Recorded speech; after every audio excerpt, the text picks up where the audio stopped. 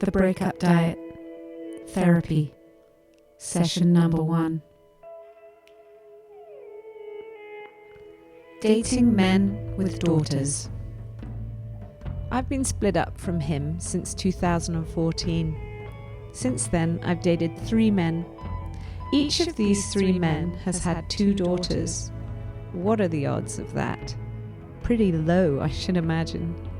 The first guy I went out with, well, it didn't last very long. We were both fresh out of our big relationships, both in shock and didn't know it, like blind babies crawling around on all fours in our muddy lives.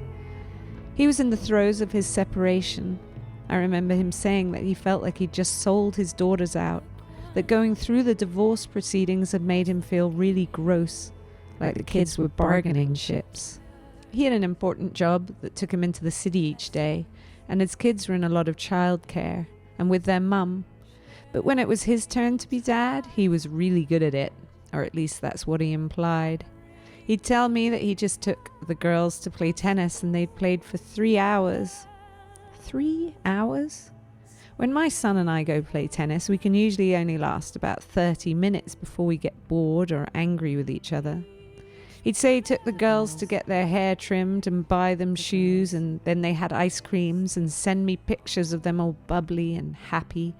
He'd cook the girls elaborate dinners and just dote on their attention, and they would shine in his presence. I thought it was a great sign that he was so good with the girls that maybe that meant he was going to be great with me, right? Wrong. I mean, I'm sure he was a good guy, but a great dad? Boyfriend? Not so sure. He just agreed to see his girls only on weekends. I think it's not so hard being a great dad for 48 hours a week. You can then just spoil them and they can just love you. It's inevitable that you would become the yes parent, the one that gives them stuff and coddles them, just allows them to play on their screens. I think his decision to only take the girls that much was based on a fear of not knowing how to single parent. I'm pretty sure he wasn't emotionally capable at that pinnacle moment of knowing what he was handing over. He hadn't considered whether the girls needed him or how much he needed to be near them. He was hungover. Divorce proceedings are ridiculous if you think about it. Trying to decide what's best for the kids when you're still reeling from your relationship going into the ditch. Dealing with lawyers who have a lot of expensive and not so caring advice. It's a confusing situation. Playing with his and his kids' lives right then, in front of that lawyer whom, let's face it, you can't help but want to impress, is totally not fair. And then you have to live with those choices and pretend you knew what you were doing. How hard can I fight? I never met his kids, which was good because it was way too early. I don't think you should meet the kids till you're really ready, and him and I were not. You may think you are, but if there's one thing I've learned, it takes years. What I did observe, though, was a strength about him and his girls, even if it was just a show. His male pride seemed very much in place, a confidence about his fathering role. I think the breakup was key to him actually starting to take an active part in their lives, and he felt good about it. He was showing up to soccer practice, packing their lunches, doing their laundry, and it was making him feel wholesome. His breakup was shifting his relationship into his kids' lives, whereas before, he was dragging himself home and just reading them a goodnight story. He told me that his wife had made some comment about him being a half-baked father in front of the lawyers, and it had really stung, because he knew it was partly true. So he was pulling up his socks. It seems to me it's not always the most sensible things that make us do the right thing. I'm sure his wife had probably asked him 1,000 times to be more present with his kids, but the comment in front of the lawyers had wriggled through his wall and actually caused an effect on him. Maybe if he'd taken part in his parenting role before the divorce, he wouldn't be getting divorced. Maybe the divorce made him into a better husband and better father. Maybe we all need to get a divorce to remind us not to get a divorce. I don't know. And me? Well, looking back on it, I seem inconsequential. I was just an occasional girlfriend. We just went for nice dinners. He just saw the shiny, happy me selectively when he felt like it. And then he stared deeply into my big open eyes and didn't know what the hell to think. It was all too much too soon. So when I'd say anything needy, well, he just jumped up the nearest tree so fast I couldn't even watch him go. Bye. See you later. The second guy, well, his relationship with his girls was very loaded. He would keep his phone on and beside him at all times. If they called when we were in a restaurant or theatre or, well, in a very private situation, he would always answer, literally grabbing the phone, shaking, like someone had just had a terrible accident. His guilt and codependency were huge. If I ever asked if he could accompany me to anything, he would cringe and check his calendar. If it was on a day when he was meant to have the girls, his face would just fall. He hated me asking. I get invited to really amazing things and want to share them with my boyfriend, but my life wouldn't stand a chance. One day when we were in a discussion, he told me, even if we go on holiday together, I'd like to spend some time alone with my girls. How was that supposed to make me feel? Some things are better off left unsaid. In the meantime, his daughters and I were really bonding. I really liked hanging out with them, and we got along really well, and they loved my son. It was almost like he was getting annoyed about that. He was getting jealous of our relationship. So I felt it was an unwinnable egg-type situation. Which comes first, us or the girls? But maybe that was just completely the wrong question to be asking. It's not a relationship if the kids are involved. Is it a family? It's a family. If you go out with someone with kids, you are opening that door into your kid's life. And that's a big, heavy, and wonderfully scary door. The third guy, same thing. He had to keep telling me that he was just so happy when he was with his daughters. It felt like a jab. It felt like a jab. His daughters lived with their mother most of the time, so when he had them, I was put on the back burner. I know. But it's just insulting. My mother taught me to have good manners. It's really simple. You can't say to someone, I really like you, but not when there's chocolate on the table. Then I'm going to ignore you and stuff my face. How about, I really like you, and when there's chocolate on the table, I'm going to ask if you'd like a bit, and we can enjoy it together. That's maybe a rubbish analogy, but you get the point.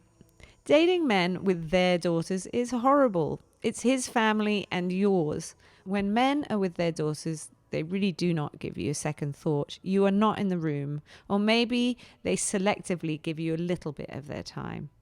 Another thing that I've noticed is men with daughters do not like my son. They don't understand boys.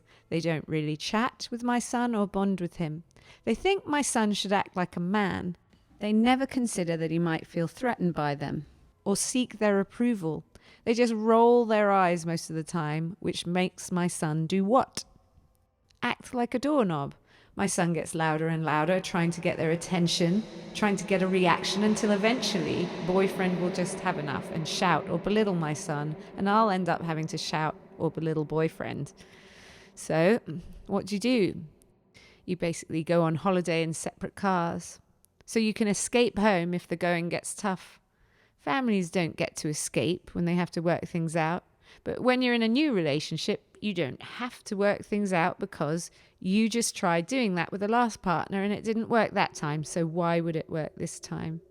Don't get me wrong. I'm guilty too. If I really wanted to get my man and his daughters, I probably could.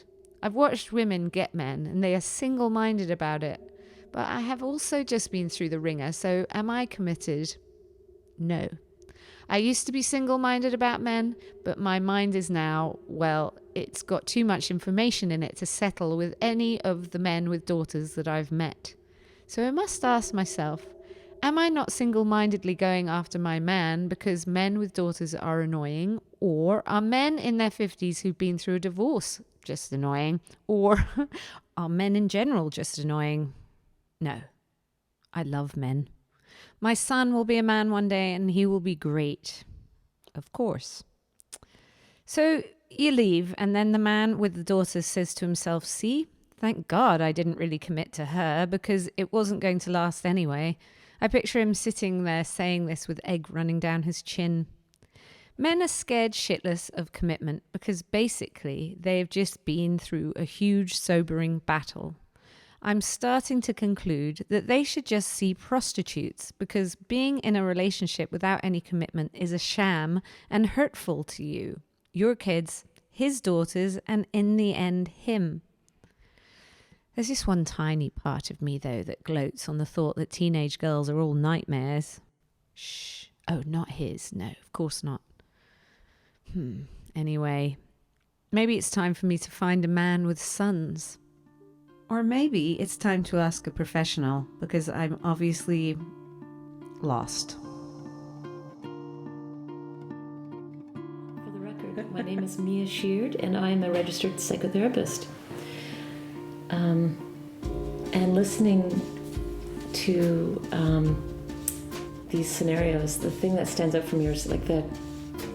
I mean, we're talking about 3 men, and their daughters. So that's 3 guys out of however many million men there are in the world. The thing that I'm curious about is what attracted you to them.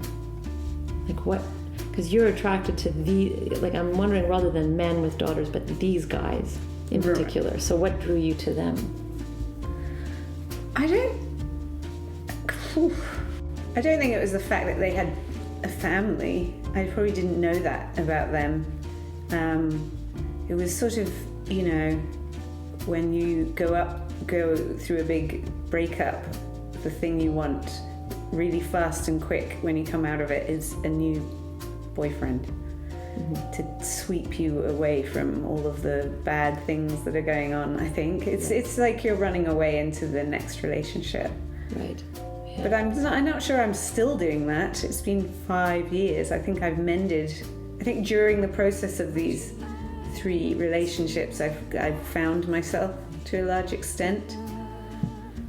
Okay. So you might be more, you might do more due diligence before you start. Like the fact that they have kids and they're in the first guy was in a really messy divorce. I mean, if you're going to the courts. I haven't been out with a guy who doesn't seem to be in a messy divorce and not fighting with their ex. Oof, right. Which isn't a good sign either, is it? Well, they're going to be preoccupied. Yeah. Right? So they're still engaged.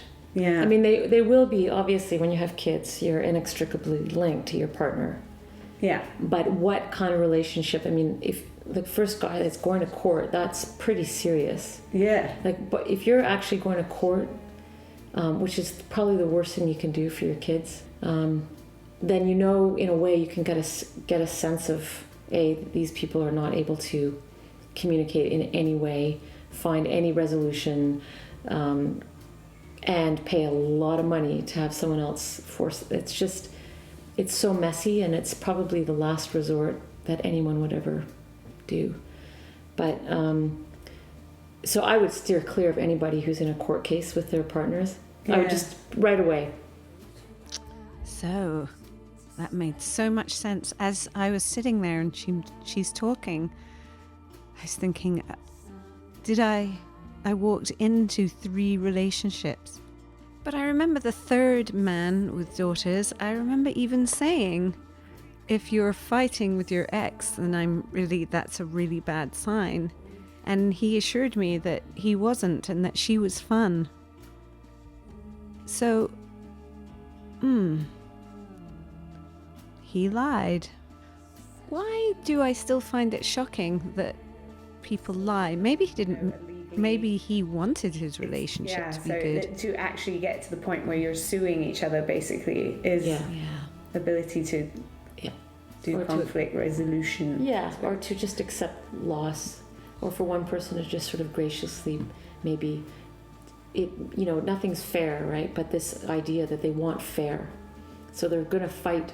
But who gets stuck in the middle are these kids. So I can imagine that there's a lot of guilt between these parents. There's a lot of, so that guy's going to be also wanting to show that he's going to be the better parent, I can just imagine, you want to avoid that altogether. Don't get in the middle of that. So the strong and clear advice is vet the man that you want to go out with before you start. Ask him some really searching questions. Maybe we need to put together a list of questions to ask the prospective man, and that he's not allowed to lie, because you want it in writing. Oh, I like that. But back to the question, do men use their daughters as a shield to prevent them from moving on and into a relationship? It would be a really good study. It would be very interesting. I don't know if you can, because there's so many variables, but the father and daughter bond and the mother and son bond, there's sort of a kind of cliche where there's the Oedipus, Oedipal thing, and then there's the Electra for girls. So girls that will want to defend their fathers, and the mother is the other woman. The other woman. There it is. That's the way I felt. And the mother is the Simple. other woman. So there's that. But I think, of course, I think there's nuance, right? There's nuance in every relationship, in every human, between you and this person, and what was happening. What, it could have been his daughters, could have been using his daughters as an excuse, or but it just seemed what was missing was maybe some curiosity, or if there was curiosity, there weren't questions being asked. Right. Like, are you being, how do you feel about this? What are the boundaries? Like establishing, what are you okay with? What are you not okay with? Dating, do you feel ready? Or, just questions. Yeah. Did I ask those questions? Yeah. Yeah, starting to squirm in my seat. No, you don't ask questions. You just look into that man's eyes and think, oh, this could be my new boyfriend. You don't want to know all the answers. You just want to fling yourself at your next relationship. Because you're not an adult either. I think it's just that simple. Most men, and I was going to write a thing about this, most men say that their exes are crazy. And what I say back now most of the time is, maybe you drove her crazy, because it's very easy to turn the knife in someone if you know them. If you want them to get crazy, you can do it. Of course, but I would say it's always a two-way street. Yeah. So how did you drive this person crazy? What was your role in driving the person crazy? Yeah. They drove you crazy, you drove them crazy. Even that's why I'm saying, what was your role in ending up with these particular guys? Yeah. What drew you to them? Again, you can go back to sort of your first... It's probably sadly just availability. It's so difficult meeting people that you tend to maybe just accept, or you blind yourself to maybe these. You go, oh well, maybe his ex is crazy. Maybe this is the one that does have the crazy, and he's a good guy, because they can talk. They usually can make you, believe certain things, right? I would always come down to, rather than paying attention to what someone does, but pay attention to how you feel with them and what they do. So just pay attention to how they behave and how you feel with them. Right. And ignore what they say, because people will say lots of things. Yeah. But what do they do? Yes. Yeah. So, good advice. Pay attention to how your partner makes you feel. So if this person, supposing you're with this person, like, how deep is the damage? Is this damage coming from their childhoods? Do they have an ability to work on themselves and acknowledge this and change, or is that too long of a road, do you think? Well, I guess we're all damaged. Oh, yeah, absolutely. So it's kind of like you get two people, they come together. How does your damage work with my damage, and can you heal through this? You can't heal in a vacuum. So I'd say the best way to heal is in a relationship, because that person's going to reflect back to you. They're going to shine a light on you and your damage, and you're going to shine a light on them. But the question is, are they open to hearing it? Do they want to grow? Not everybody wants to grow. So it's really who you got. And are they willing to be able to hear? And then if they do want to hear it and they do want to grow and you both want to grow, then you've got to do the growing, which it's so hard to change. And I wouldn't do what I do if I didn't think people could change. They totally can, but changing takes it takes a lot of energy, and it takes a lot of motivation, and then you have to experience difficult feelings. You have to experience discomfort, because not doing what you typically do is uncomfortable. So it's kind of like if you're left-handed, you eat with your right hand. It's like that awkwardness, right? And that's what change requires. So not everybody, I think everybody's doing the best they can. Everybody. Yeah. I don't think they're setting out to make anyone else miserable. No. But some people, everyone's at a different place in their life. And so you might be in a place where you're ready for something and the other person isn't. And that's, yeah. Do you think a shocking event like a divorce or something like that can fire someone into better behavior, or do you just, it's like an elastic band, right, and they kind of go back to their original shape pretty quickly? I mean, again, it's an interesting question, and of course, being a therapist, I would never speak in generalizations, because even though we might have similar traits, we're all nuanced. We all are so individual, so I can't say, but I can imagine that divorce does have an impact. Maybe you're more clear. Maybe you become more clear in what you want, what you don't want. And I do think we do have an ability to forget and kind of revert to what we're comfortable with. So, but again, you're with a different person, and so a different person is going to maybe bring out a different part of you. We're not sort of fixed beings. We're constantly changing depending on who we're with, where we are, how we feel, what we've eaten, what the temperature is. I mean, we're constantly in flux. It's very obvious listening to this that I just want her to say that there was some kind of simple solution, that divorce could kick you into a different place and you'd just be a new person. Or maybe there was some kind of fruit you could eat or pill you could take to suddenly becoming well adjusted. But no, what she's saying is it takes tons of work and it's going to be painful. Oh. I tried to Google the sons and daughters thing. I was trying to find information out there, but there isn't any. Yeah, I know. It's really hard, I guess, to be scientific around humans, because that's why they work with twins and try to get stuff, because you need consistency. So it's becoming pretty obvious that it wasn't because these men had daughters that we were having problems. It was because they had guilt from abandoning their last families, and that they weren't out of their last relationships, and maybe they weren't ready, and maybe I wasn't ready either, and none of us knew it. But maybe, thanks to Mia Sheard, maybe learning all this stuff will enable me to be a little more ready than I was. It's nothing to do with, I think when you're dating someone and they're always constantly talking about their daughters, it is natural to feel excluded. And somebody... Well, you are being excluded. Right. So, and a more sensitive person wouldn't make you feel excluded. That's the difference. Well, I think being sensitive is an excellent quality. So the thing is, you're feeling it, right? So you're feeling excluded. Yeah. And it does sound like you were being excluded. So that's worthy of a conversation with this guy. Yeah. And bringing it up and saying, this doesn't feel comfortable for me. Maybe there's a way, maybe at least understanding where he's coming from.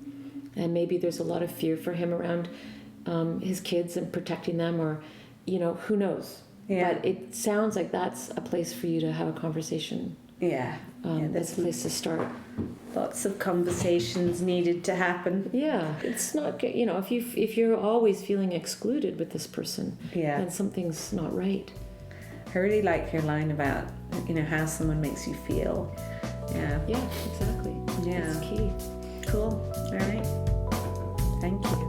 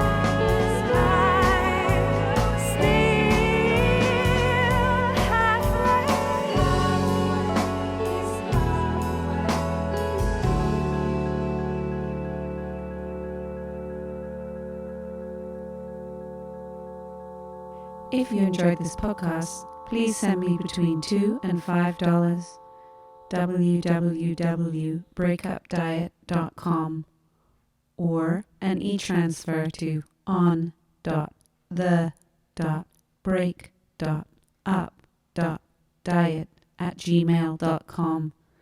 Thank you very much. Goodbye.